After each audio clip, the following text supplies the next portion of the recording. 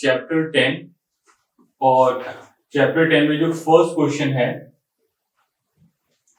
वो है write down a unit vector in X Y plane making an angle of 30 degree with the positive direction of X axis. आपको एक unit vector लिखना है X X dash Y Y dash axis में जो 30 degree angle बना रहा है और यूनिट इसका यहां से डिस्टेंस ओपी डिस्टेंस 1 यूनिट है। तो वेक्टर लिखने के लिए देखिए यहां पर जो कंपोनेंट होगा वो आई कैप और वाई एक्सिस के लॉन्ग जे कैप। तो हमें ये डिस्टेंस पता होनी चाहिए। एक्स एक्सिस यहां पर है, ये पी एम हमको पता होना चाहिए और ओ एम पता होना चाहिए। तो इस ट्रायंगल में अगर हम साइन थीटा लगाएं तो क्या आएगा पी एम अपॉन 1। तो पी एम कितना हो जाएगा साइन 30 मीन्स 1/2। तो जो डिस्टेंस है वो तो पीएम निकल गया हमारे पास यहां से यहां तक का डिस्टेंस, पर इसका डायरेक्शन किधर है? इसका तो जे के लॉन्ग है ना। तो ये जो वेक्टर निकलेगा एमपी वेक्टर ये किसके इक्वल होगा 1/2 जे कैप।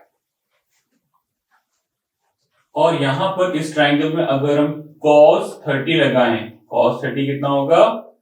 cos 30 होगा O M upon 1। O M कितना होगा √3/2 और इसका डायरेक्शन किसके लॉन्ग होगा? आई कैप के। आई कैप तो यहां पर ये ओ एम से ओ एम वेक्टर में कन्वर्ट हो गया। देखिए डायरेक्शन इसके लॉन्ग है और मैग्नीट्यूड √3/2 है। तो जो वेक्टर ओपी आएगा ओपी वेक्टर कैसे लिखेंगे? O M vector plus MP vector, triangle law से, ट्रायंगल लॉ ऑफ एडिशन है। तो ओ एम किसके इक्वल है? √3/2 आई कैप और एमपी किसके इक्वल है? 1/2 जे कैप। तो ये एक वेक्टर है एक्स वाई एक्सिस में जिसका मैग्नीट्यूड 1 है और 30 डिग्री एंगल फॉर्म कर रहा है पॉजिटिव एक्स एक्स। क्वेश्चन 2 है find the scalar component and magnitude of vector joining the point P और P के कोऑर्डिनेट गिवन है x1 y1 z1 and q x2 y2 z2। Scalar and magnitude निकालना है तो पहले हम वेक्टर PQ निकाल लेते हैं। अगर हमको पॉइंट्स दिए हुए तो हमको पोजीशन वेक्टर गिवन है, इट मींस OP वेक्टर कितना हो जाएगा x1i y1j plus z1k cap. ये हमारे पास OP वेक्टर हो जाएगा और OQ वेक्टर किसके इक्वल हो जाएगा? x2i कैप y2j कैप और z2k कैप इक्वल हो जाएगा। तो वेक्टर OP ट्रायंगल लॉ से क्या लिखा जा सकता है? OQ minus OP। अब जब दो वेक्टर्स को सबट्रैक्ट करेंगे तो I के कोफिशिएंट I के साथ सबट्रैक्ट होंगे, J के साथ, तो रिजल्ट आएगा x2 minus x1 I cap y2 minus y1 j cap z2 minus z1 k cap. अब इसका मैग्नीट्यूड कितना होगा? मैग्नीट्यूड PQ का आएगा under root x2 minus x1 whole square y2 minus y1 whole square z2 minus z1 whole square. ये इसका magnitude हो जाएगा। और अगर स्केलर कंपोनेंट पूछे जाएंगे तो स्केलर कंपोनेंट क्या होंगे? x2 minus x1 y2 minus y1 z2 minus z1। Scalar component x2 minus x1 y2 minus y1 z2 minus z1। Question number 3 है एक girl walk 4 kilometre towards west. तो direction में ऐसे दिखाएंगे हम लोग, ये ओरिजिन है, ये ईस्ट वेस्ट नॉर्थ साउथ।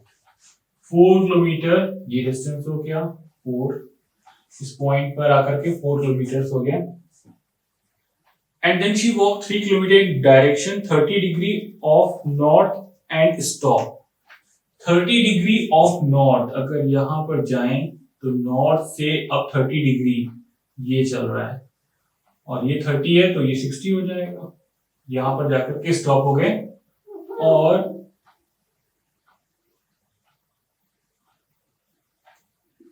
ये डिस्टेंस 3 किलोमीटर हो गया। ये 4 था और अब 3 किलोमीटर स्टॉप हो गए। Determine the girl's displacement from an initial point of departure. Initial point तो ओरिजिन से था। अब यहां से देखो हम इसे वेक्टर फॉर्म में निकाल रहे हैं, तो हम थोड़ा सा कुछ कंस्ट्रक्शन सा कर लेते हैं। जैसे परपेंडिकुलर में ड्रॉ किया एक, तो हमें ये मालूम है कि ये अगर 3 है तो हम इसको नेमिंग कर देते हैं MOPQ। तो अगर हम वेक्टर फॉर्म में जा रहे हैं तो ये I का डायरेक्शन है, ये -I, J -J। तो हम यहाँ पर OQ निकाल लेते हैं। OQ हमें कैसे मिलेगा, देखिए इसके लिए हम पहले MQ निकालते हैं। MQ हमें cos 60 से मिलेगा MQ/3। cos 60 तो 1/2 होता है, तो MQ की वैल्यू कितनी आएगी 3/2, ये 1/2 होता है। अगर MQ हमारे पास 3/2 है और OM 4 है तो QO कितना होगा 4 - 3/2, 8 - 3 5/2। ये डिस्टेंस 5/2 हो गया। अब दूसरा डिस्टेंस हम PQ निकालना चाहते हैं, तो इसके लिए हमें sin 60 यूज करना पड़ेगा। sin 60 PQ/3, तो PQ कितना आ गया 3√3/3, sin 60 √3/2। तो हमारे पास क्या क्या डिस्टेंस आ गया OQ और QP। अब वेक्टर मेथड से देखिए, यहां से इसका और इसका रिजल्टेंट OP है, तो OQ वेक्टर कितना होगा, OQ का जो डायरेक्शन है वो -I के अलोंग है और मैग्नीट्यूड कितना है 5/2, तो -5/2I। और QP का वेक्टर कितना होगा, QP वेक्टर कितना होगा, ये डिस्टेंस है 3√3/2 और J के डायरेक्शन में। वैसे हम इस पॉइंट के कोऑर्डिनेट भी अब लिख सकते हैं, कितने 5/2 माइनस 3√3/2। तो यहां से अगर हम कोऑर्डिनेट लिख सकते हैं इसके, तो अब यहां से यहां का डिस्टेंस निकाल लें। तो डिस्टेंस वाला पहले मेथड देख लो, फिर वेक्टर वाला मेथड भी बता रहा हूं। तो डिस्टेंस कितना हो जाएगा -5/2 -0 whole square plus 3√3/2 whole square, ये डिस्टेंस OP हो जाएगा। तो 25/4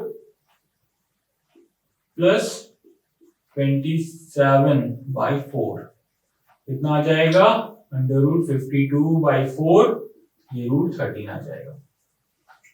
हमने दिखाया कि डिस्टेंस कितना आ जाएगा √13। अब अगर हम इसे वेक्टर मेथड से करते हैं तो OP वेक्टर क्या होगा OQ प्लस QP। सेकंड इसी का प्रोसीजर है, इसे अभी आप कर सकते हैं, कोई प्रॉब्लम नहीं है। सेकंड देखिए, इसको हम हटा देते हैं। हमने वेक्टर में कोऑर्डिनेट्स भी लिख सकते हैं ना, कोई भी पॉइंट जो होगा वो वेक्टर में वो कोऑर्डिनेट्स ही तो रिप्रेजेंट कर रहा है। जैसे 5i + 3j लिखा है तो वो 5, 3 पॉइंट को रिप्रेजेंट कर रहा है। ऐसे ही अगर हमने यहाँ पर ये वेक्टर फॉर्म में लिखा दिस प्लस दिस, तो इसके कोऑर्डिनेट क्या होंगे जो यहाँ पर लिखे हुए हैं, ये j था। अब देखिए, अगर हम यहाँ पर OP वेक्टर लिखेंगे तो -5/2i + 3√3/2j, और OP का मैग्नीट्यूड ही उसका डिस्प्लेसमेंट होगा, तो 25/4 + 27/4 अगेन √39। ऐसे आप लिख सकते हैं, क्योंकि ये क्वेश्चन वेक्टर मेथड का है तो इसी मेथड से करेंगे इसको, या हमारे लिए इजी होगा। इस क्वेश्चन में जो ध्यान देने वाली बात थी वो डायरेक्शन की थी कि वो नॉर्थ से 30 डिग्री बना रहा है, तो ये एंगल 30 था और ये एंगल 60, बाकी सारी कैलकुलेशन है।